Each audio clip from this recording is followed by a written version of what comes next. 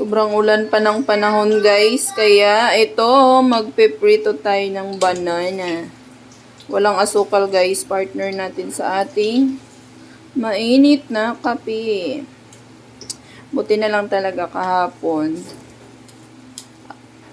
Kagabi, bumili kami ni Jovi, ni RJ's and me ng saging.